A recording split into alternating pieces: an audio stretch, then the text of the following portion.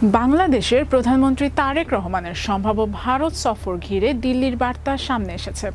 ঢাকায় নিযুক্ত ভারতের হাই কমিশনার দীনেশ ত্রিবেদী জানিয়েছেন, ভারত সফরে গেলে তারেক রহমানকে প্রাপ্য মর্যাদা অনুযায়ী সম্মানজনক অভ্যর্থনা দেওয়া হবে। ভারতের প্রধানমন্ত্রী নরেন্দ্র মোদী নিজেই এ বিষয়ে আশ্বস্ত করেছেন বলে জানিয়েছেন তিনি। মঙ্গলবার রাতে রাজধানীর একটি হোটেলে ভারতীয় হাই কমিশনের আয়োজিত অনুষ্ঠানে এ তথ্য জানান দীনেশ ত্রিবেদী।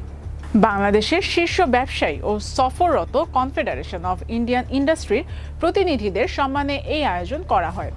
দীনেশ ত্রিবেদী জানান, বাংলাদেশের প্রধানমন্ত্রী তারেক রহমানের সঙ্গে সাক্ষাতের পর তিনি সরাসরি দিল্লি যান।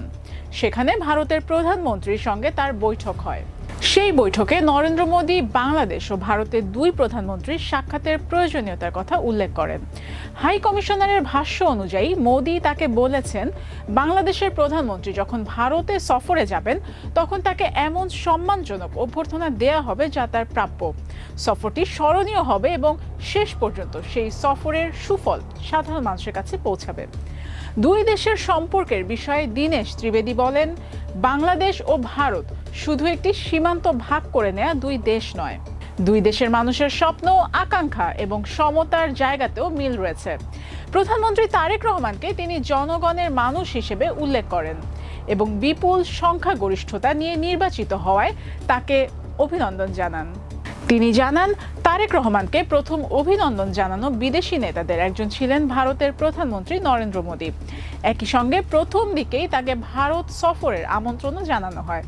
এরপর ভারতের লোকসভার স্পিকার বাংলাদেশ সফর করেন এবং ভারতের পররাষ্ট্রমন্ত্রীও ঢাকায় আসেন।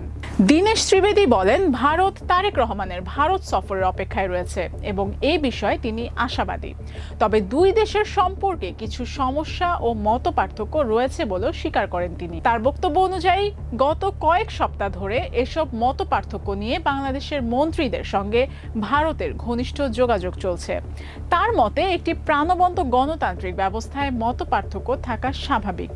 গুরুত্বপূর্ণ বিষয় হলো সেই পার্থক্যগুলো আলোচনার মাধ্যমে সমাধানের চেষ্টা করা। বাংলাদেশের মানুষের বিভিন্ন উদ্বেগ ভারত গভীরভাবে উপলব্ধি করে বলেও জানান ভারতীয় হাই কমিশনার।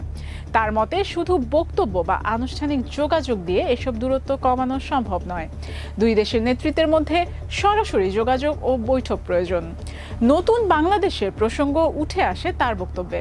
দীনেশ ত্রিবেদী বলেন, বাংলাদেশের তরুণরা দীর্ঘ সংগ্রাম ও ত্যাগের মধ্য দিয়ে গেছে। তাদের সামনে শান্তি, স্থিতিশীলতা ও সমৃদ্ধির সুযোগ তৈরি করতে বাংলাদেশ ও ভারতকে একসঙ্গে কাজ করতে হবে। তিনি বলেন, দুই দেশের মূল লক্ষ্য শান্তি ও সমৃদ্ধি।